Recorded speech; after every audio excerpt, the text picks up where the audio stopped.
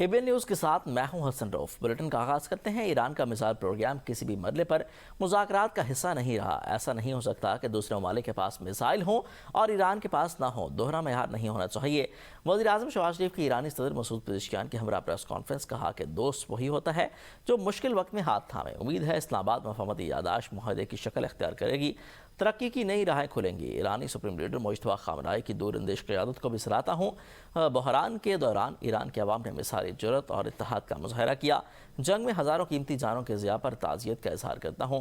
ایرانی صدر doctor Masoud Pezeshkian نے شاندار میزبانی پر وزیر اعظم شہباز شریف کا شکریہ ادا کیا۔ کہا کہ پاکستان صرف ایران کا ہمسایہ نہیں بلکہ بھائی اور قریبی دوست ہے۔ دونوں ممالک یکجان دو قالب ہیں۔ اسلام آباد اور تہران کے درمیان مفاہمتی باہمی اعتماد، احترام اور مشترکہ مستقبل پر مبنی ہیں۔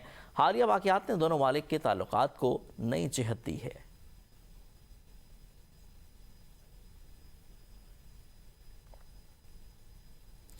صدر آصف علی زرداری اور ایرانی صدر ڈاکٹر مسعود پزشکیان نے ملاقات میں دو طرفہ تعلقات، علاقائی امن، اقتصادی تعاون اور باہمی دلچسپی کے امور پر تبادلہ خیال کیا۔ صدر زرداری نے ایران کی خود مختاری اور علاقائی سالمیت کے لیے پاکستان کی حمایت کا اعادہ کیا، جبکہ صدر پزشکیان نے پاکستان کی حمایت اور امن کے لیے سفارتی کوششوں کو سراہا۔ دونوں رہنماؤں نے پاک ایران تعلقات کو مزید مضبوط بنانے کے عزم کا اظہار کیا۔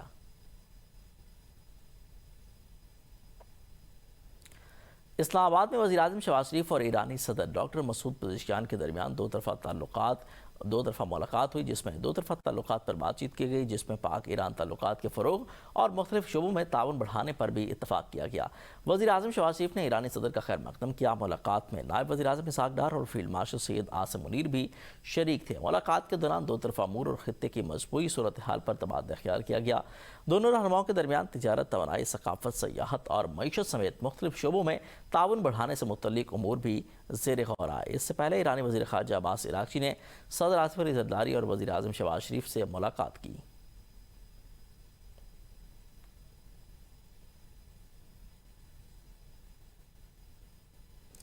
Chief of defence forces field marshal Syed Asim Munir سے ایران کے صدر ڈاکٹر مسعود پزشکیان نے ملاقات کی، جس کے دوران علاقائی استحکام اور امن کے اقدامات پر تبادلہ خیال کیا گیا۔ ISPR کے مطابق ایرانی صدر نے مذاکرات کو آگے بڑھانے سمیت کشیدگی میں کمی اور علاقائی استحکام کے لیے پاکستان کے تعمیری اور ذمہ دارانہ کردار کو سراہا۔ تنازعات کے پرامن حل کے لیے حوصلہ افزا اور علاقائی فریقین کے درمیان افہام و تفہیم کو فروغ دینے کے لیے پاکستان کے مسلسل کوششوں کا بھی اعتراف کیا گیا۔ فیلڈ مارشل سید عاصم منیر نے خطے میں امن و استحکام کے لیے پاکستان کے غیر متزلزل عزم کا اعادہ کیا۔ خطے میں امن، خوشحالی اور استحکام کو فروغ دینے کے مشترکہ مقصد کے ساتھ پاک ایران تعلقات کو مزید مضبوط بنانے اور باہمی دلچسپی کے امور پر قریبی مشاورت برقرار رکھنے کے لیے اپنے عزم کا اعادہ کیا گیا۔ اسلام آباد میں ایرانی صدر ڈاکٹر مسعود پزشکیان کے وزیر اعظم ہاؤس آمد پر شاندار استقبال کیا گیا۔ وزیر اعظم شہباز شریف نے معزز مہمان کا خود استقبال کیا۔ مسلح افواج کے چاق و چوبند دستے نے ایرانی صدر کو سلامی پیش کی، گارڈ آف آنر بھی دیا گیا۔ اس موقع پر وزیر اعظم شہباز شریف اور ایرانی صدر کے درمیان خوشگوار جملوں کا تبادلہ ہوا۔ وزیر اعظم نے معزز مہمان کا وفاقی کابینہ کے ارکان سے تعارف کرایا، جبکہ ایرانی صدر نے اپنے وفد کے اراکین سے وزیر اعظم شہباز شریف کا تعارف کرایا۔ بعد ازاں ایرانی صدر مسعود پزشکیان نے وزیر اعظم ہاؤس کے احاطے میں یادگاری پودا بھی لگایا۔ ایرانی صدر کے استقبال کے آمد کے موقع پر دلچسپ صورتحال۔ صدر آصف علی زرداری اور وزیر اعظم شہباز شریف کے درمیان چھتری تھامنے کی خوشگوار کھینچتانی ویڈیو سوشل میڈیا پر وائرل ہو گئی۔ ایرانی صدر کے استقبال سے قبل دھوپ سے بچنے کے لیے وزیر اعظم شہباز شریف نے چھتری منگوائی، تو اس دوران صدر آصف علی زرداری نے آگے بڑھ کر چھتری تھامنے کی کوشش کی، تاہم وزیر اعظم نے پھرتی کا مظاہرہ کرتے ہوئے صدر زرداری کی زحمت دینے سے گریز کیا۔ دونوں رہنماؤں کے درمیان چند سیکنڈز تک جاری رہنے والی اس خوشگوار کھینچتانی اور خوشگوار جملوں کے تبادلے کی ویڈیو سوشل میڈیا پر وائرل ہو گئی۔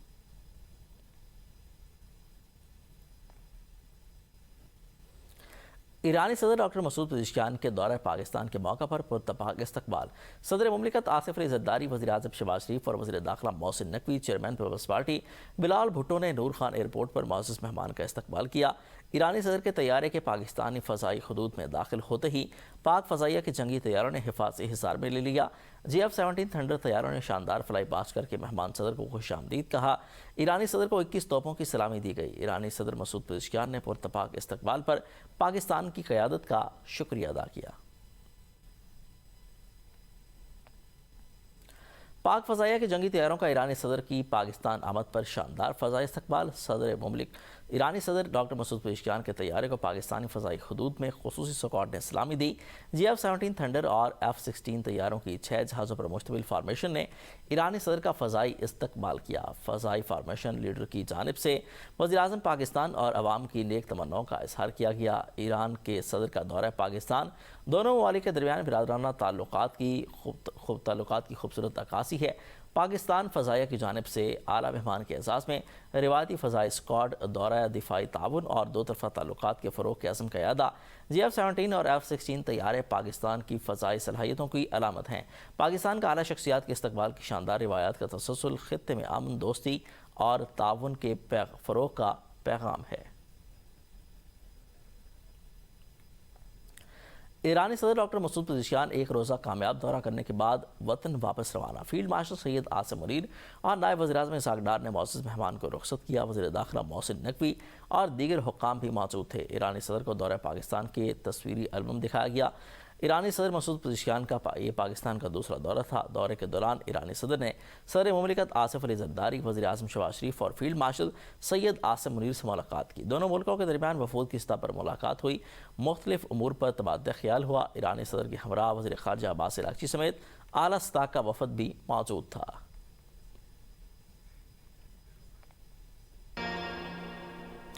Welcome back. یہاں پر آپ کو اہم خبر دیں کہ ایران نے نجی سطح پر جوہری معاہدوں کی منظوری دے دی ہے۔ مذاکرات مثبت سمت میں آگے بڑھ رہے ہیں۔ جنگ کے بعد ایران کی صورتحال پہلی جیسی نہیں رہی۔ ایران شدید کمزور ہو چکا۔ امریکی صدر ڈونلڈ ٹرمپ کی پینسلوینیا روانگی سے قبل صحافیوں سے گفتگو، کہا کہ گزشتہ روز آبنۂ حرمت سے 1.90 کروڑ بیرل تیل کی ترسیل ہوئی، جو تاریخ کا سب سے بڑا ریکارڈ ہے۔ امریکی اسٹاک مارکیٹ نئی بلندیوں پر ہے، تیل کی قیمتوں میں بھی مسلسل کمی آ رہی ہے۔ امریکی صدر نے کہا کہ ایران اس وقت ایک ایسی پوزیشن میں ہے جس پر اس سے پہلے کبھی بھی کوئی ملک نہیں پہنچا۔ مذاکرات کے دوران صدر ٹرمپ کی دھمکیوں کے بعد بات چیت ختم کر دی تھی۔ کالیباف کا اہم بیان سامنے آ گیا۔ ایرانی پارلیمنٹ کے اسپیکر محمد باقر کالیباف نے دعویٰ کیا کہ برگن اسٹاک میں مذاکرات کے دوران صدر ٹرمپ کی جانب سے دھمکی آمیز ریمارکس کے بعد ایران نے بات چیت ختم کر دی تھی۔ کالیباف کے مطابق انہیں اطلاع ملی ہے کہ ٹرمپ نے ایرانی صدر، مذاکراتی ٹیم اور خطے میں ممکنہ فوجی کارروائی سے متعلق دھمکی آمیز بیانات دیے ہیں۔ اس پر جے ڈی وینس کو واضح کر دیا گیا کہ دھمکی اور دباؤ مذاکرات کے اصولوں کے خلاف ہیں، جس کے بعد ایرانی وفد نے اجلاس چھوڑ دیا۔ کالیباف کا کہنا تھا کہ امریکہ نے سازشوں کے ذریعے مزید ملاقات کی کوشش کی، تاہم ایران نے انکار کر دیا۔ بعد ازاں پاکستان اور قطر کی ثالثی میں بالواسطہ رابطے ہوئے۔ تقریباً 80 منٹ کے مذاکرات کے بعد ثالثوں کی جانب سے مشترکہ اعلامیہ جاری کیا گیا۔ امریکی وزیر خارجہ مارکو روبیو متحدہ عرب امارات پہنچ گئے۔ اگلے 2 روزہ کے دوران مارکو روبیو اماراتی، کویتی اور بحرینی قیادت سے ملاقاتیں کریں گے۔ دورے کا مقصد امریکہ ایران جنگ بندی کے بعد خلیجی اتحادیوں کو واشنگٹن کی سیکیورٹی پر اعتماد دلانا ہے۔ ایئرپورٹ پر صحافیوں سے گفتگو کرتے ہوئے مارکو روبیو نے کہا کہ بین الاقوامی آبی اور گزرگاہوں پر کسی ملک کو ٹول ٹیکس عائد کرنے کی اجازت نہیں دیں گے۔ ایران کے حمایت یافتہ دہشت گرد گروہوں کے خاتمے کے بعد بغیر کسی بھی مکمل امن کا قیام ممکن نہیں ہے۔ جوہری مقامات پر IAEA کے معائنہ کاروں کو آنے کی اجازت دینے کا کوئی ارادہ نہیں۔ ایران نے واضح کر دیا۔ ایرانی وزارت خارجہ کے ترجمان اسماعیل بقائی نے پریس کانفرنس میں کہا کہ ایرانی وفد کی سربراہ IAEA رافیل گروسی سے کوئی ملاقات نہیں ہوئی۔ ایرانی جوہری مراکز کے معائنے کے لیے IAEA کے دورے سے متعلق کوئی بھی واضح شیڈول طے نہیں کیا گیا۔ اس معاملے کے حوالے سے فی الحال کوئی باقاعدہ طریقہ کار طے نہیں کیا گیا۔ جوہری عدم پھیلاؤ کے معاملات کی بحیثیت رکن ملک ایران موجودہ اور شفاف بین الاقوامی ضابطہ کار پر عمل کرے گا۔ اسماعیل بقائی کا کہنا ہے کہ ایران کا رد عمل انسان کی ثابت قدمی کی کہانی ہے۔ یہ رد عمل دفاع، وقار اور قومی غیرت کے تحفظ کے لیے تھا۔ انہوں نے کہا کہ اب ہم سب جان چکے ہیں کہ اس جنگ کا اصل مقصد ایران کی تہذیب کو ختم کرنا تھا۔ اب یہ مقصد تبدیل ہو کر منجمد ایرانی اثاثوں کے ذریعے امریکی کسانوں کو مالی فائدہ پہنچانے میں بدل گیا۔ ہمارے اثاثے مکمل آزادی کے ساتھ استعمال کیے جائیں گے۔ لبنان اور اسرائیل کے درمیان مذاکرات کے نئے دور کا آغاز ہو گیا۔ لبنانی اور اسرائیلی حکام کے درمیان 5ویں دور کے مذاکرات واشنگٹن میں شروع ہوئے ہیں۔ مذاکرات میں سرحدی سیکیورٹی صورتحال اور سیکیورٹی امور، باہمی تنازعات سمیت مختلف معاملات پر بات چیت جاری ہے۔ مذاکرات کا مقصد کشیدگی میں کمی اور علاقائی استحکام کے لیے سفارتی پیش رفت کو آگے بڑھانا ہے۔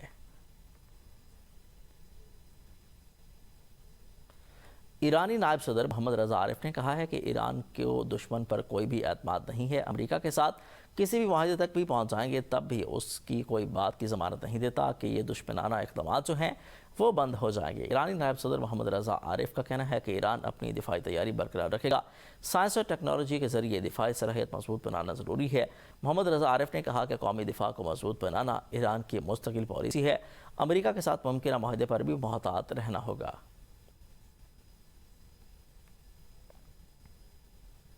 چین نے سوئٹزرلینڈ میں ہونے والے اعلیٰ سطح کے مذاکرات کے بعد واشنگٹن اور تہران پر زور دیا کہ وہ سفارتی عمل کو آگے بڑھائیں۔ بیجنگ میں پریس کانفرنس کرتے ہوئے چینی وزارت خارجہ کے ترجمان گوجیا قین نے پاکستان اور قطر کی ثالثی کی کوششوں کی مکمل حمایت کی ہے۔ چینی وزارت خارجہ کے ترجمان گوجیا قین کا کہنا ہے کہ چین پاکستان اور قطر سمیت تمام متعلقہ فریقین ثالثی کا خیر مقدم کرتا ہے۔ انہوں نے کہا کہ امید ظاہر کی ہے کہ امریکہ اور ایران حالیہ سفارتی کامیابی کو آگے بڑھاتے ہوئے اپنے اختلافات کو کم کریں اور مذاکرات میں مثبت پیش رفت کی راہ تلاش کریں۔ پریس کانفرنس کے دوران چینی ترجمان نے بیلاروس کے بچوں کی فٹ بال ٹیم پر ہونے والے یوکرینی ڈرون حملوں کی بھی شدید مذمت کی، جس میں ایک شخص ہلاک اور 6 زخمی ہو گئے۔ گویا قین نے کہا ہے کہ چین معصوم شہریوں پر کسی بھی حملے کی مذمت کرتا ہے۔ فیفا ورلڈ کپ 2026 امریکہ نے ایرانی ٹیم کے لیے سفری پابندیوں میں نرمی کر دی ہے۔ نئی پالیسی کے تحت ایرانی ٹیم کو اگلے میچ سے 2 دن پہلے امریکہ میں داخلے کی اجازت مل گئی۔ اس سے قبل ایرانی ٹیم کو میچ والے دن ہی میکسیکو سے امریکہ پہنچنا پڑتا، جس پر ٹیم انتظامیہ نے سفری مشکلات کا اظہار کیا تھا۔ امریکی حکام کی جانب سے ایرانی ٹیم کے میچ کو فوری بعد امریکہ چھوڑنے کی ہدایت بدستور برقرار ہے۔ فیفا ورلڈ کپ میں ایرانی ٹیم کا بیس کیمپ میکسیکو کے شہر تیجوانا میں موجود ہے۔ آگے بڑھتے ہیں۔ قومی اسمبلی نے بجٹ 2026-27 کی منظوری دے دی ہے۔ اپوزیشن کی تمام ترامیم مسترد۔ بجٹ میں شامل ٹیکس اور ڈیوٹی سے متعلق ترامیم پر عمل درآمد 1 جولائی سے شروع ہوگا۔ بجٹ کی منظوری کے وقت پی ٹی آئی حمایت یافتہ ارکان اور ان کی اتحادی جماعتیں ایوان سے واک آؤٹ کر گئی ہیں، جبکہ جے یو آئی ارکان ایوان میں موجود رہے۔ وزیر خزانہ محمد اورنگزیب نے 18,771 ارب روپے کا وفاقی بجٹ 2026-27 پیش کر دیا۔ اس دوران جے یو آئی کے رکن عالیہ کامران نے ترامیم پیش کی۔ علی حیدر گیلانی نے موبائل فونز پر ٹیکس سے متعلق ترامیم واپس لے لیں۔ شاہدہ اختر علی نے الاؤنسز پر ٹیکس نہ لگانے سے متعلق ترمیم، جبکہ عالیہ کامران اور نعیمہ کشور کی ترمیم بھی مسترد کر دی گئیں۔ عالیہ کامران نے کہا کہ بجٹ بند کمروں میں بیٹھ کے بنایا گیا، اس میں عوام کی رائے شامل نہیں۔ سیلز ٹیکس کو 18% سے کم کر کے 10% کر دیں، اشرافیہ پر ٹیکس لگائیں۔ پیٹرولیم لیوی جگہ ٹیکس ہے۔ ریاض فتح نے کہا کہ قوم پر قرضوں کا بوجھ پڑ رہا ہے، فوڈ پر ٹیکس ختم کرنا چاہیے۔ پیٹرولیم قیمتوں پر جو کمی ہونی چاہیے تھی وہ ریلیف نہیں ملا۔ بیرسٹر گوہر نے کہا کہ فیس لیس آڈٹ سسٹم بنایا جا رہا ہے جو کامیاب نہیں ہوگا۔ انڈیا، کینیڈا، یوکے نے انکم ٹیکس ریٹ کم کر دیے۔ انکم ٹیکس کم از کم 36 لاکھ سے زیادہ انکم پر لگنا چاہیے۔ قومی اسمبلی کا اجلاس کل دن 11 بجے تک ملتوی کر دیا گیا۔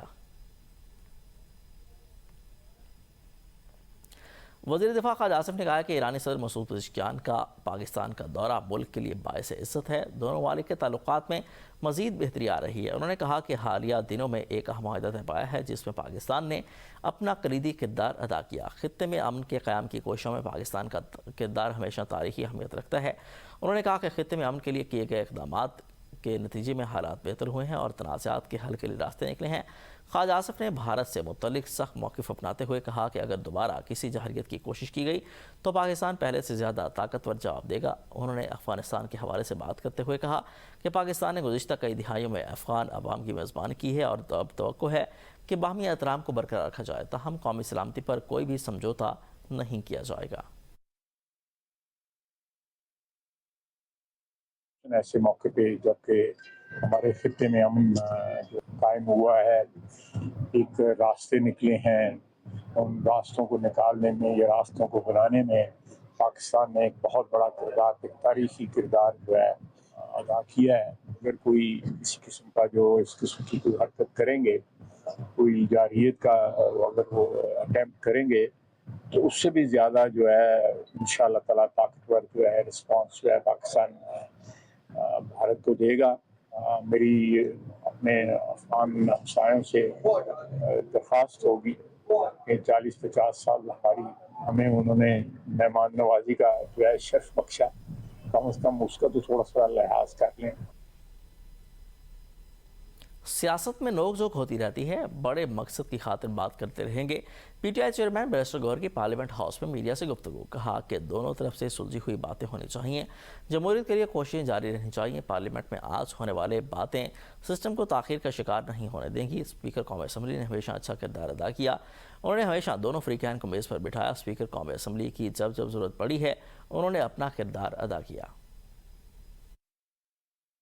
में ये नोक-झोंक होता रहता है, लेकिन हमने एक बड़े मकसद की खातिर जो जमहूरियत है, आज़ादत दिया, ये ईवान है, पार्लियामान है, इसके लिए इंशाअल्लाह ताला बात करेंगे। तो मैं समझता हूँ कि छोटी मोटी चीज़ें बीच में अगर आएगी तो इसमें से दोनों तरफ सुलझे हुई सियासतदान इंशाअल्लाह ताला ये आड़े नहीं आएगी। मुज़ाकरात भी आगे बढ़ेंगे, मुल्क की तरक्की के लिए जाएंगे और जमहूरियत के लिए कोशिश करेंगे। स्पीकर साहब का रोल जो है ना, हमेशा से उन्होंने अच्छा रोल प्ले किया है। उन्होंने हमेशा कोशिश की है स्पीकर साहब ने कि दोनों पार्टी को टेबल पे बुलाए। उनकी हमेशा ख्वाहिश रही है कि हमारे हालात भी बेहतर हो और जो पार्लियामान में हमारे गवर्नमेंट के साथ भी थोड़े से अच्छे हो। तो जब जब हमें उसके सपोर्ट की ज़रूरत पड़ी है, उन्होंने हमेशा अच्छा रोल प्ले किया और हम उसके मोहतरम। रावलपिंडी अडियाला रोड पर पीटीआई के दो ग्रुप्स आपस में लड़ पड़े।